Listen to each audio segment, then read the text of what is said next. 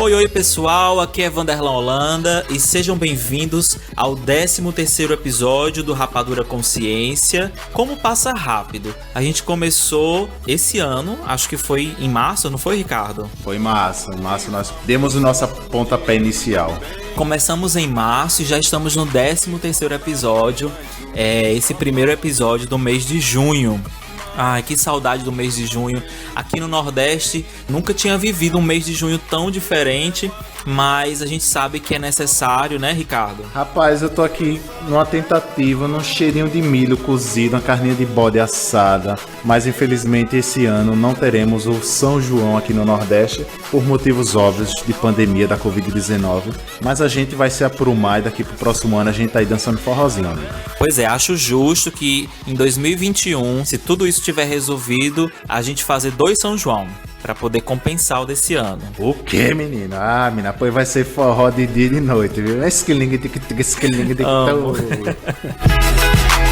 Então, hoje a gente vai falar sobre uma temática bastante importante e emergente desde que começou toda essa pandemia e toda essa questão do isolamento social, que é exatamente o impacto de tudo isso na educação e com foco, né, na educação brasileira, na realidade da educação brasileira, o que a gente tem observado e como isso tem impactado. E quando eu falo educação brasileira, eu gostaria de levar em conta todo o aspecto, né, toda a educação básica, de forma bem geral, e também a educação superior, né, a graduação e a pós-graduação. A pós-graduação mais especificamente com relação à pesquisa, produção científica nesse período, né? Quais foram os impactos, quais estão sendo os impactos dessa pandemia na educação brasileira, né, nos níveis de educação básica, ensino médio, fundamental 1 e 2, e mais precisamente na ciência brasileira voltada aí para pós-graduação, né? O que é que os governantes, o que é que os programas de pós-graduação têm feito em relação a suprir as necessidades da nossa ciência. E aí, Vanderlan, como é que a gente vai começar essa nossa discussão? Amigo, eu gostaria de começar compartilhando que logo no início ficou meio que óbvio que muitos centros educacionais, muitas instituições, né, iriam adotar o sistema de aulas remotas e de ensino à distância, que já existe no Brasil há um tempo, né, o formato conhecido como EAD, né, educação à distância, vamos dizer assim, e que mesmo as instituições que mantinham aulas presenciais, elas inevitavelmente teriam que assumir esse formato em virtude da impossibilidade de reunir, né, aluno e professor em sala de aula. E aí, eu não tenho tanto contato com professor de educação básica, mas tenho muito contato com professores de educação superior, de graduação principalmente. E eu lembro, Ricardo, que eu vi algumas postagens de alguns colegas professores adquirindo todo o equipamento para produzir suas aulas, as videoaulas, fazendo treinamento, e isso me chamou a atenção, porque muitas vezes a pandemia ela chegou em vários setores, né, da sociedade, ela chegou em vários departamentos, e cada um desses departamentos foi se adequando de uma forma, né, que pudesse dar continuidade às atividades, mesmo enquanto não é possível se reunir, estar presencialmente junto, vamos dizer assim. Mas o negócio é meio que diferente quando a gente fala de educação, principalmente a educação pública, né? O ensino público brasileiro, e também, por que não considerar o ensino superior, né? Então, a pandemia...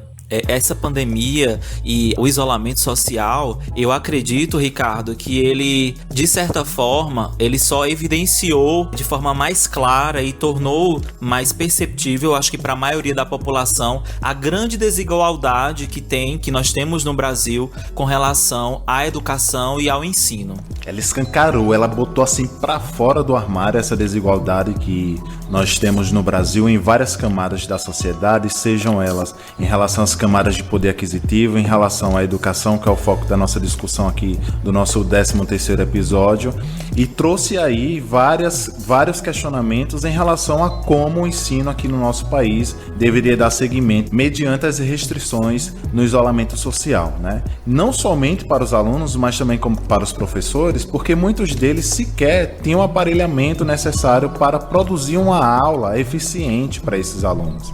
Dados, por exemplo, do Centro Regional de Estudos para o Desenvolvimento da Sociedade da Informação, o CETIC, né, trazem informações de que 30% da população não tem acesso à internet, né? E quando tem acesso à internet, essa internet não é de qualidade para que, de fato, esse aluno ele possa ter um aprendizado eficiente para ir concorrer num possível Enem e outros vestibulares de universidades espalhadas pelo país. Só para situar o pessoal, a LDB, por exemplo, né, que é a Lei de Diretrizes de Bases, que para quem não conhece é uma lei que regulariza a organização da educação brasileira com bases no princípios da Constituição, ela reflete, né, ela traz aí uma mediação a respeito de status de emergência de que permite a realização de atividades à distância nos níveis fundamental, básico, médio, profissional, técnico e no ensino superior. O problema é que às vezes a Lei de Diretrizes de Bases, que em alguns momentos chega a ser defasada para todos os níveis de educação, ela não pensou sequer se toda a população ela teria acesso tanto a computadores ou smartphones ou iPads ou outros tipos de aparelhos tecnológicos e nem a uma internet de qualidade de forma que conseguisse aí ter acesso a esse ensino. Eu me lembro muito bem, Ivan, que na minha época de ensino médio no Colégio Nossa Senhora do Rosário, que inclusive infelizmente foi fechado por um decreto baixado pelo governador Rui Costa, né, na Bahia, eu me lembro muito bem que chegou a notícia de que as escolas de Pernambuco, o governador da época era o então Eduardo Campos. Aqui nas escolas de Pernambuco, os alunos estariam recebendo computadores para auxiliá-los na educação. E eu me lembro que a Bahia toda ficou fervorosa porque os alunos também queriam ter acesso a computadores, porque para mim naquela época ter acesso a um computador era uma coisa inimaginável, né? E veja, já se passaram mais de 8 anos, né, daquela época. É isso? Já se passaram tanto esse tempo e muitos alunos hoje ainda permanecem nessas condições que sequer têm acesso a computadores na sua casa. Então a grande pergunta para o ensino básico, né, para o ensino médio, por exemplo, é como é que eu vou conseguir ter acesso à educação de qualidade se eu não tenho um computador, se eu não tenho acesso à internet? Como é que eu terei aí a oportunidade de competir com aquele filho do empresário que ganha 300 mil reais por mês e que humilha um policial? Tá aí um vídeo nas redes sociais, podem assistir. Como é que eu vou competir com o filho desse empresário que tem acesso ao iPad, que tem acesso ao iPhone de última geração, que tem acesso à internet de mais de 100 gigas e vou para lá fazer o Enem ou qualquer outro vestibular na tentativa de me formar um cientista? A grande pergunta que não quer calar é essa. Exatamente. Com relação a esse benefício, né, que o governo de Pernambuco fez para os alunos da rede estadual daqui, né? Quando eu cheguei no ensino superior, logo no início, a região do Cariri recebe muitos estudantes daqui de Pernambuco que moram lá próximo, né? Araripina, Uricuri, Ipubi, Salgueiro. Então eu via muitos colegas de sala, né, que utilizavam o notebook que tinham ganhado no ensino médio, né, aqui em Pernambuco. E assim, realmente é algo que a gente vê e quer, claro, né? O Ceará nessa época, na minha época de ensino médio, eu acho que algo mais próximo que tinha era a realização de um simulado estadual que era o SPAES, e o SPAES na época ele era formado por 2 provas de português e matemática, e os alunos que atingiam uma certa pontuação recebiam do governo estadual um computador assim como prêmio, né, exatamente para incentivar e para oportunizar também outras formas de aprendizagem, né, acesso à informação e de certa maneira contribuir com a educação.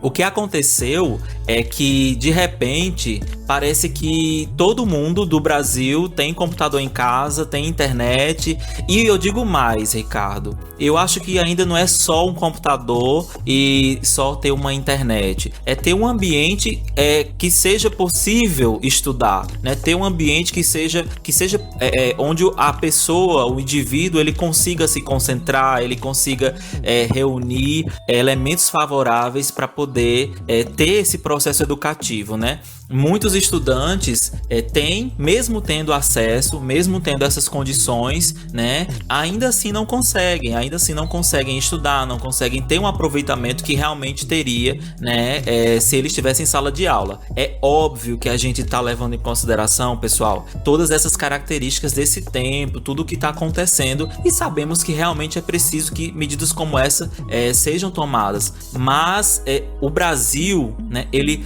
é muito desigual. E não tem como, não é possível que os governantes eles não saibam disso, né? É impossível, eu acredito que assim. Isso eles sabem, né? Eu acho que essa informação, ela existe, esse conhecimento por parte dos governantes também existe, mas simplesmente eles preferem vendar os olhos e, sei lá, jogar uma medida que seja vista pela maioria das pessoas como uma saída, né, para esse problema. Então, eu acho, Ricardo, que dentre os setores da sociedade que mais está sofrendo com esse isolamento e com a pandemia, com certeza eu acho que a educação, o setor de educação, ele é, assim, de longe um dos que mais tem se prejudicado, e infelizmente a nossa população que está em processo de formação tem sofrido isso. Muitos professores, existem muitos relatos e muitos estudos já do pessoal da área de educação que tem apontado, né, a dificuldade do professor enquanto profissional de levar, de promover um processo de ensino-aprendizagem significativo, mesmo à distância, seja pela falta de experiência com a utilização de equipamentos para produzir aulas remotas, ou seja, até mesmo pela necessidade de se utilizar o corpo e a voz, né, como eles têm feito em sala de aula, e agora ter que fazer isso, seja pelo celular, seja pelo computador, por uma rede social. Então, esse processo exigiu e tem exigido uma adaptação de professores e alunos que eu acho que tem sido encarado de forma diferente em cada lugar do Brasil. Amigo, eu fico imaginando, por exemplo, uma família, né, no qual nessa família nós temos 6 pessoas, dentre elas 2 estudantes que têm ali o acesso a um computador e internet com apenas 2 cômodos, 3 cômodos na verdade, sala, quarto e cozinha, né, onde essas 6 pessoas dormem ou na sala ou na cozinha. Como é que esses 2 estudantes vão ter ali uma concentração para realizar os seus estudos, né, por exemplo? Então, muito me preocupa e não me assusta mais, porque vindo desse governo, né, nada me assusta mais, mas quando o ministro da Educação fala que o Enem não está aí para igualizar nenhuma sociedade, isso me assusta. Essa frase me coloca medo no sentido de que, gente, nós precisamos equiparar a nossa sociedade, nós precisamos de equidade, né? Eu acho que a gente ultrapassa os pontos de igualdade na sociedade brasileira e passa por pontos de equidade. Todas as pessoas, né, têm direito aos mesmos instrumentos para concorrer a uma vaga dentro de uma universidade, para se formar em determinadas áreas nas quais almejam, né? Então acho que a gente precisa, torna-se até utópico, né? É uma sociedade mais igual, não, é uma sociedade mais que apresenta mais equidade, de forma que as pessoas consigam aí se instrumentalizar. E aí, Van, é claro que a questão do ensino remoto, né, da educação remota, da educação à distância, ela perpassa do ensino básico e atinge também as universidades públicas e privadas do Brasil e do mundo como um todo. E os mesmos problemas enfrentados pelos professores e alunos da rede básica também estão sendo enfrentados pelos alunos do ensino superior, né? Muitos professores também não têm a instrumentalização de apresentar. Às vezes a gente brinca, né? E eu como professor, mesmo sendo jovem, somos tão jovens, às vezes eu me pego ali, gente, eu não sei ligar o data show, gente, eu não sei mexer nesse vídeo aqui, né? Então imagina um professor dentro de uma universidade pública com mais de 50, 60 anos que não teve acesso a essas informações, não teve uma formação da área da tecnologia para apresentar aí e oferecer uma aula equipada para esses alunos, né? E falando nisso, né, bem dito aí que uma das portas de entradas para as universidades é o Enem, né? E os vestibulares, que são poucos, porque dentro do ensino brasileiro o governo, não esse, mas há muito tempo atrás, tem tentado aí dar a única entrada através do Enem, né, de forma que a concorrência se torne global, e essa concorrência, claro que tem questões de ações afirmativas e outras políticas de inserção dessa população, mas eu, por exemplo, entrei na UNEB o vestibular da UNEB da época, né? Tu entrou pelo vestibular ou pelo Enem, amigo? Não, eu entrei pelo vestibular, né, na época. Eu fiz o vestibular, mas consegui a bolsa do ProUni posteriormente pelo Enem, né? Então, se não tivesse sido o Enem, eu não teria conseguido, e certamente, Ricardo, eu não teria concluído, porque minha família e eu não tínhamos condições financeiras para poder custear a educação superior, né? Era muito cara a mensalidade e todos os custos adicionais de estudar numa instituição privada. Então, eu atribuo a minha formação ao Enem, que foi pelo qual eu obtive a bolsa, né, do ProUni e consegui fazer a faculdade. E certamente, se você não tivesse tido acesso ao ProUni, não somente você perderia, mas a ciência como todo perderia você, né? Que é um ótimo cientista. Não estou falando isso apenas por ser seu amigo, mas porque eu reconheço o seu trabalho e seu empenho para com a ciência, né? Do Nordeste, do Brasil e para o mundo. E falando em ciência, foi da mesma forma que a pandemia da Covid-19 escancarou, jogou aí para fora do armário a desigualdade social no Brasil, ela também escancarou, né? E está tentando, né? Uma tentativa assim árdua e dolorida para todos nós que somos cientistas, de apagar esse obscurantismo que a população desinformada, aquelas que preferem ficar na onda da desinformação e aquelas que, por não ter acesso à informação, acaba reproduzindo aquilo que não deveria ser reproduzido, né? A pandemia trouxe, na verdade, uma tentativa de esclarecer a população que a ciência é importante, né? A gente sabe que no Brasil não existe essa profissão cientista. É muito comum, para quem não sabe, né? E é claro que a gente se intitula enquanto cientistas, eu e Vanderlan, porque nós somos de fato, mas aqui no Brasil não tem a profissão cientista. É muito comum nós sermos interpelados não somente por amigos, mas pela família, com a seguinte pergunta: mas vocês só estudam, vocês nunca vão trabalhar na vida de vocês?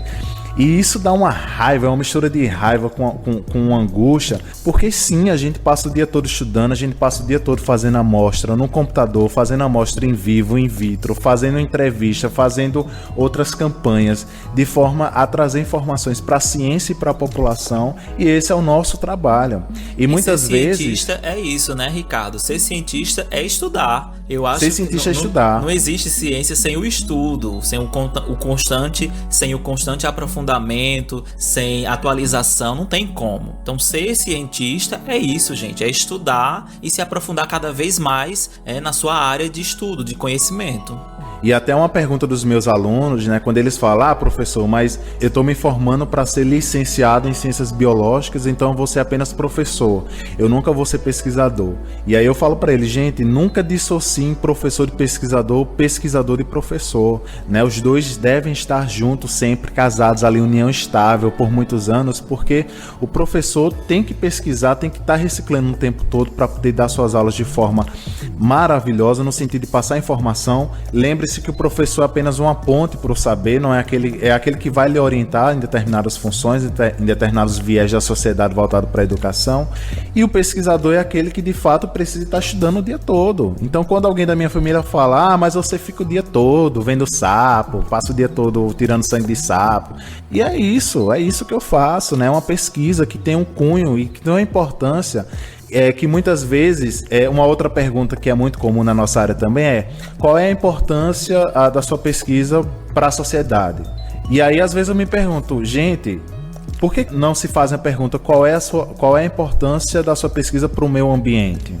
né? Eu acho que a gente coloca às vezes a sociedade, os humanos sempre em evidência, mas esquece do meio ambiente também, né? É Então verdade, eu objetifica apenas direcionado para o ser humano de forma como se tudo que fosse feito fosse para... É claro que a gente fala da sociedade, mas assim, nem tudo é de forma direta para as pessoas, né? Muitas das pesquisas, elas são produzidas muitas vezes focadas para outro setor, mas que de forma direta ou indireta, pessoal, resulta em benefícios para a sociedade como um todo, né? Pois é, se a gente for parar para pensar nessas duas categorias, né, quais os trabalhos apresentam importância para a sociedade e para o meio ambiente, temos aqui dois exemplos, né? Você tem uma pessoa que está trabalhando com os parâmetros hematológicos de anuros, né, que são sapos, rãs e pererecas, na tentativa de descobrir qual é o impacto da ação do homem no meio ambiente, né? Então logo a importância para o meio ambiente. E você tem Vanderlan que está trabalhando com a produção do medicamento voltado para a leishmania. Então é um medicamento voltado para uma doença que é negligenciada, né? Que é uma doença pode ser usado tanto por seres humanos, né, como também por animais. A gente não exclui aí o cão, né, que é uma das principais vítimas também da doença, né? Pois é. E aí, amigo, esse obscurantismo em que a gente sofreu bastante quando a gente abria as páginas de notícias que a gente via aquele grupo anti-vacina, não vai vacinar meu filho não, porque a vacina traz mal, ou então os terraplanistas, né, onde falam aí que a Terra é plana, pra quem não sabe, menina, que inclusive ontem foi que dia, Van? Ai meu Deus, eu tô aqui por fora. 30 de maio. Inclusive no dia 30 de maio, né, os Estados Unidos aí lançou o foguete da Space Fox, né, a nave Dragon Crew. Olha ele, né? A Dragon. E aí, querida, vai trazer informações de que se a Terra é plana ou não, hein? Imagina. Acho que foi uma decepção, né, para eles, porque o próprio lançamento foi transmitido, né, dava para acompanhar pela internet e assim, não tem o que fazer, né, vão ter que eu fico pensando, eles fazendo os algoritmos, não, mas veja a curvatura, não tem curvatura, né, então a gente... Ricardo. Oi. E você falou aí também sobre a questão do não dissociar professor e pesquisador, né?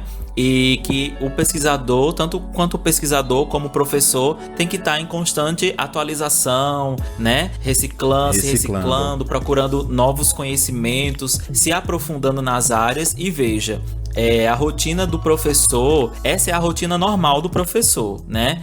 Estando ou não em pandemia. Então, o trabalho dele não termina na sala de aula, quando ele dá aquela aulinha, quando ele faz as atividades com os alunos. Quando chega em casa, em outros momentos, tem toda essa preparação, né, que acontece e que eu considero também como uma etapa do trabalho. Por que não? Ele tá ali estudando, tá se aprofundando para poder oferecer o melhor para os alunos, né? Conseguir levar isso para os alunos. E imagine agora como isso tem acontecido, né, somado às atividades remotas que esses professores, né, não têm passado. Ou seja, tanto a parte de pesquisa, de aprofundamento e de atualização que eles já vinham fazendo constantemente, né? Que nós, professores, fazemos, né? Sempre, mais ainda a questão de todos a parte de equipamento e preparar aula remota, né? Então, não sei se você chegou a observar, mas muitos professores relataram que a jornada de trabalho deles praticamente triplicou,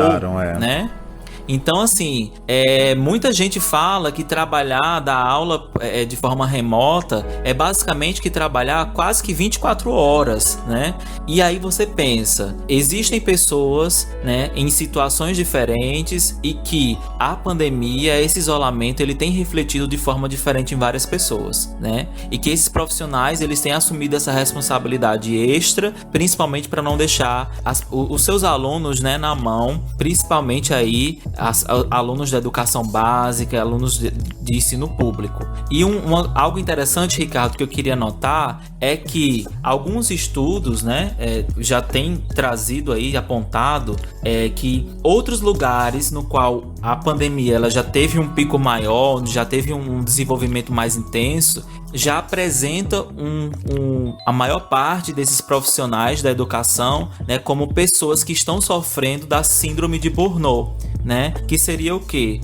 Uma síndrome relacionada ao excesso de trabalho, né? Uma síndrome pela qual a pessoa, ela tá ali envolvida no trabalho de forma integral, e aí ela não consegue muitas vezes, né? Seja por qual for o motivo, atingir as metas que ela mesma pode traçar, ou a empresa ou o chefe, né? E aí ela começa a sofrer com tudo isso. Então, mudanças de humor, pessimismo, baixa autoestima, né? Isso pode refletir até na saúde dessas pessoas. Então, eu acho que muitas vezes isso não foi pensado quando simplesmente as autoridades jogaram assim para esse Brasil que é tão grande, né? Que as aulas seriam feitas de forma remota, através de computadores, internet e rede social. Amigo, os trabalhos triplicaram, mas o salário continua os mesmos para as 40 ou 20 horas para esses profissionais, né?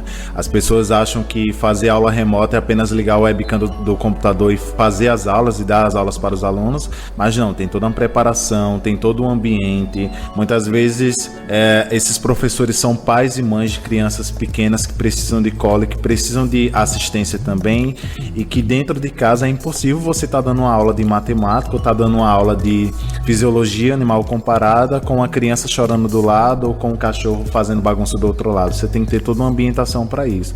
Então precisa se pensar nessas questões de forma que, de fato, esses profissionais não adoeçam ao ponto de serem acometidos com essa síndrome, né, com a síndrome de Burnout.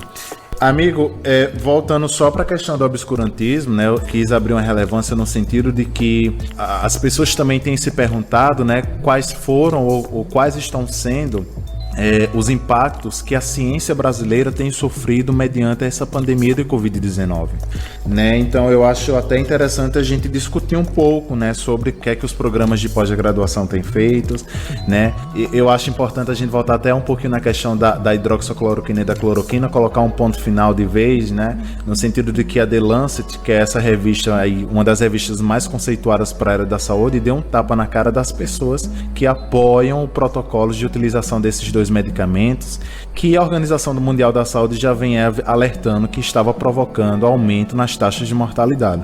E quando a The Lancet lança esse trabalho, né, é um tapa assim na cara, principalmente dos chefes de estados, no sentido de que você tem uma pesquisa feita com mais de 92 mil pacientes. É claro que houveram aí o grupo controle e o grupo que foi testado esses medicamentos, né, que foram 14.878 pessoas, e que a porcentagem mostrou um aumento na taxa de mortalidade dessas pessoas em decorrência do aumento da arritmia cardíaca nessas pessoas. Eu tô tocando esse ponto só para a gente perceber que quando os chefes de estados decidiram adotar a utilização desses dois medicamentos, a cloroquina e a hidroxicloroquina, foram baseados em 2 estudos que foram realizados tanto na França quanto na China. É importante a gente elucidar para os nossos ouvintes que todo e qualquer trabalho, todo e qualquer projeto com experimentação animal e em humanos, ela precisa ser aprovada, ela precisa ser avaliada e aprovada por um comitê de ética.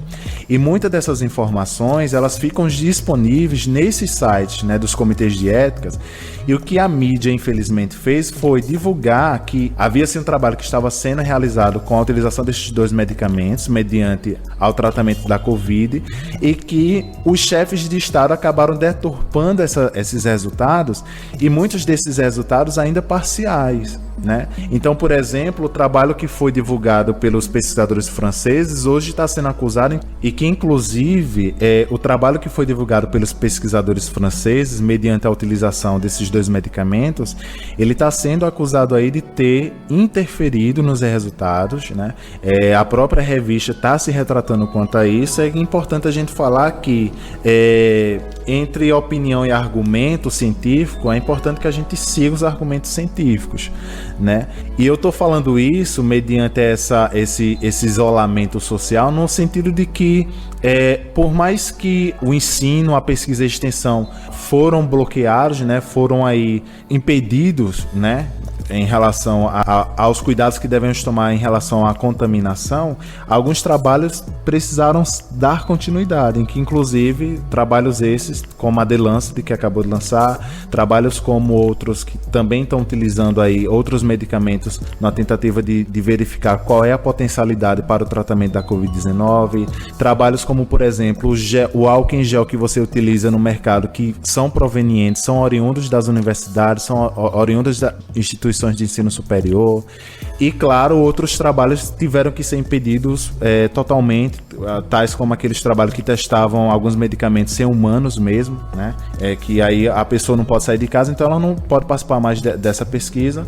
E me citar como exemplo no sentido de que trabalhos com pesquisas com animais também foram impedidos, que é claro que eu não posso sair para as estações ecológicas para a realização das pesquisas, né? É claro que uma pessoa que trabalha com a etnobotânica ou trabalha com comunidades tradicionais não pode ir até essas comunidades tradicionais para realizar entrevistas, né, para realizar as suas pesquisas. Então essa pandemia trouxe aí uma dualidade no sentido de que alguns trabalhos continuaram, outros não, mas a gente tem que entender esse impedimento. Eu moro a alguns metros, né, da universidade e assim, eu não posso, né, me deslocar, eu não posso estar saindo de casa para ir até a universidade.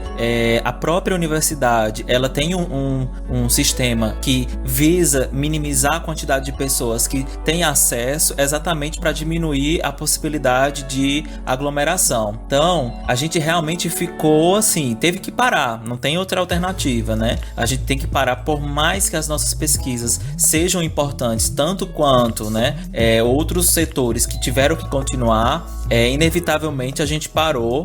E cada um tem continuado, Ricardo, de uma forma distinta. Eu achei interessante que recentemente a UFPE, eu recebi um e-mail da UFPE fazendo uma consulta, né, com os alunos da pós-graduação para verificar se esse público, né, se esses alunos de pós-graduação, eles têm condições de ter aulas remotas. Então, eu recebi um e-mail que consistia num questionário, e aí ele perguntava, por exemplo, se eu tinha computador em casa, se eu tinha um ambiente adequado para assistir aulas remotas, se eu tinha acesso à internet de qualidade que me possibilitava ter essas aulas. Então, assim, eu vejo que algumas instituições, eu posso falar pela UFPE pelo menos, né, têm se preocupado antes mesmo de lançar tudo isso, né, de lançar aulas remotas, de iniciar um processo de aula à distância e verificar se esses alunos têm condições. A própria universidade sabe que vários departamentos, né, estão fechados, inclusive departamentos de pesquisa,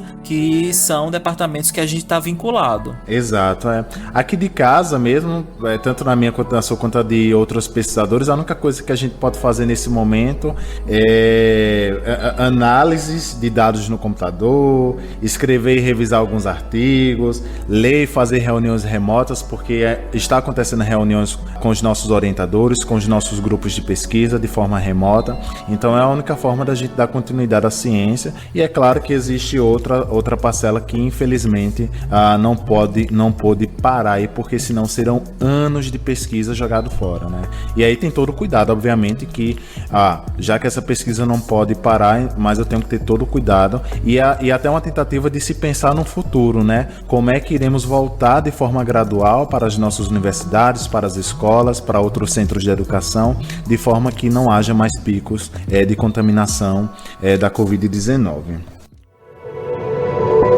Este podcast faz parte do movimento LGBT Podcasters. Conheça outros podcasts através da hashtag LGBT Podcasters ou do site www.lgbtpodcasters.com.br.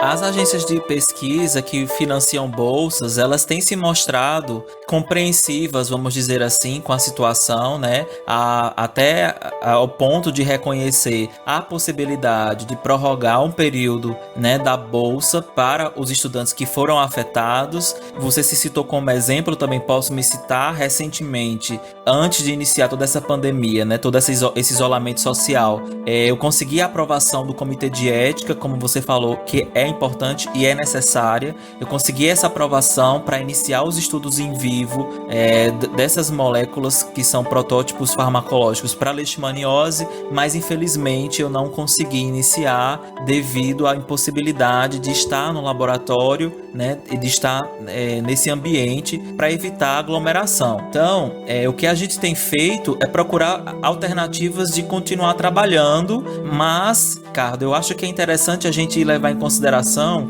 que mesmo tendo algumas possibilidades, algumas situações não permitem, porque todo esse isolamento, essa pandemia tem afetado as pessoas de uma forma, né? E os estudantes de pós-graduação já têm um histórico de não ter um psicológico psicossocial. Não tem um histórico. Eu tô rindo de nervoso. Os estudantes de pós-graduação, eles têm histórico de não ter um psicossocial muito saudável, né? E aí você soma isso, como por exemplo, a estudante de pós-graduação, doutorando, mestrando, mestrado só são 2 anos. Imagina, mestrando, que está no final do mestrado, que mora sozinho, que está com as atividades atrasadas, ou que por qualquer outro motivo não conseguiu avançar no período, na parte da pesquisa propriamente dita, né? Que a gente sabe que existem muitas variáveis que interferem.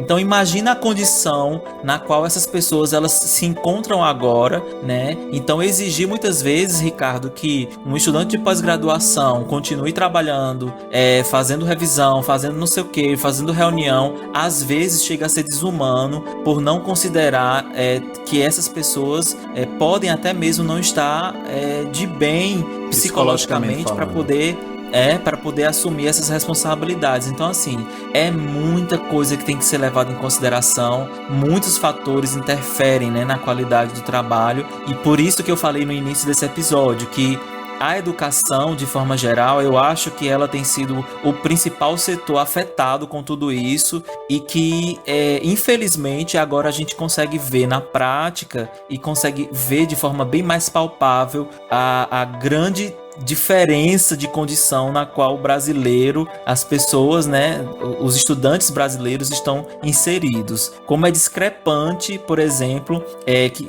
imaginar que existe uma pessoa que tem internet, que tem sala de estudo, que tem computador, melhor computador, que tem tablet e que nessa mesma nação existe uma outra pessoa, um outro estudante que sequer tem sabão para lavar a mão.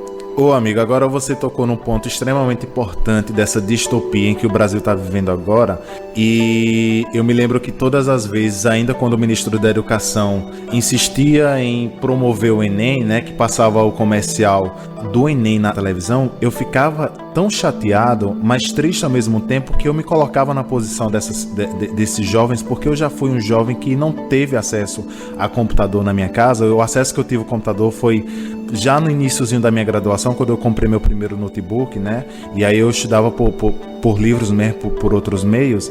E a chamada do Enem dizia mais ou menos assim, né? Imagina uma parte da sociedade, imagina uma nação de estudantes que não vão ter aí a oportunidade de entrar nas universidades. Estuda em qualquer lugar, né? Estuda em qualquer ambiente. E aí eu me questionava até mesmo a que papel essas pessoas, né, esses atores e atrizes se fazem a fazer essa campanha, porque eles precisam ter essa empatia e discutir, não somente se colocar na posição do outro, mas discutir, né, se questionar, poxa, será que o meu colega tem as mesmas condições que eu, que tem um iPhone 11 que custa mais de R$4.000, que tem ali um MacBook que custa mais de R$8.000, porque era isso que o comercial passava, né?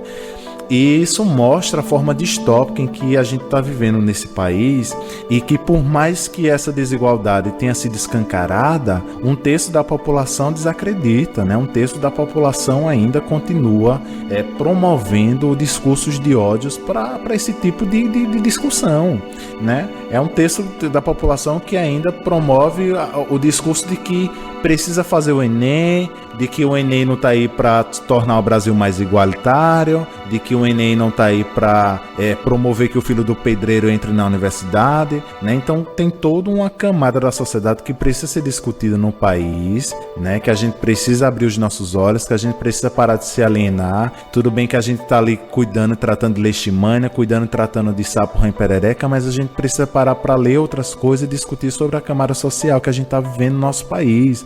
É muito grave. Então o Rapadura Consciência acaba sendo arma para a gente também fazer esse levante, para a gente promover essas discussões para os nossos ouvintes, para que eu, Vanderlan, chegue aqui para você agora que está nos ouvindo e pergunte para você, e aí? Você é contra, você é a favor da aula remota? Será que o seu colega tem as mesmas condições que você tem, já que você é a favor? Então promova esse questionamento, se questione sempre.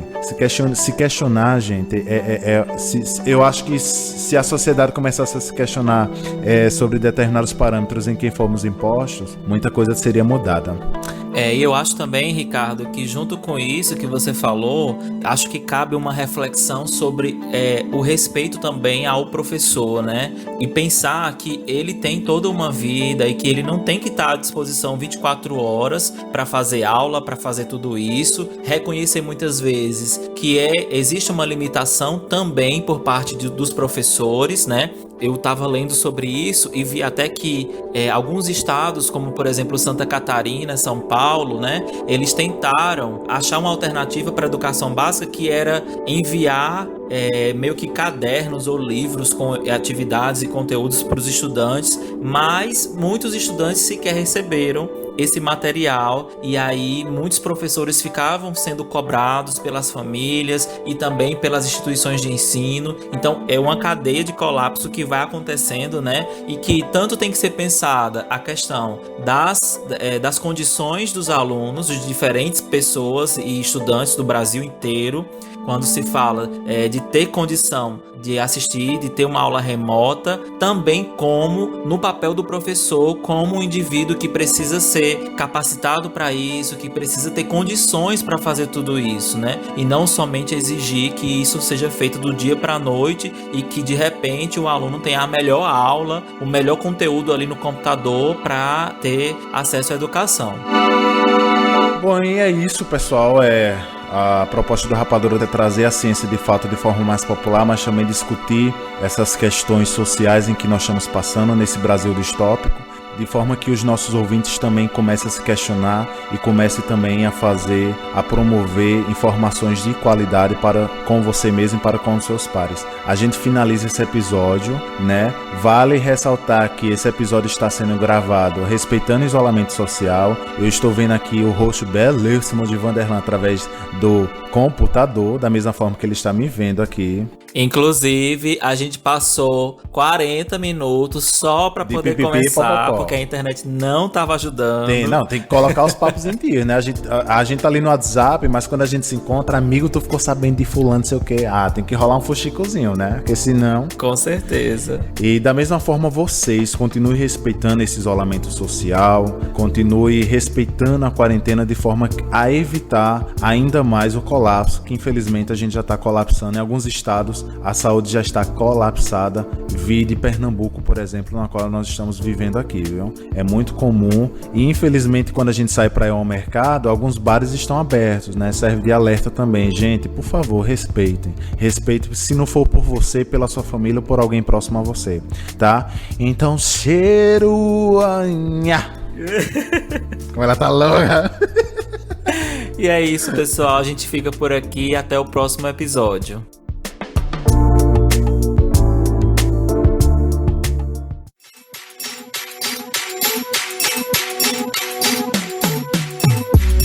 E esse foi mais um episódio do Rapadura Consciência. Muito obrigado pela sua audiência. Não esqueça de nos seguir nas nossas redes sociais, @Rapadura Consciência em todas elas. E também se inscreva nos nossos canais, nos distribuidores de podcast e também no YouTube. Até o próximo episódio!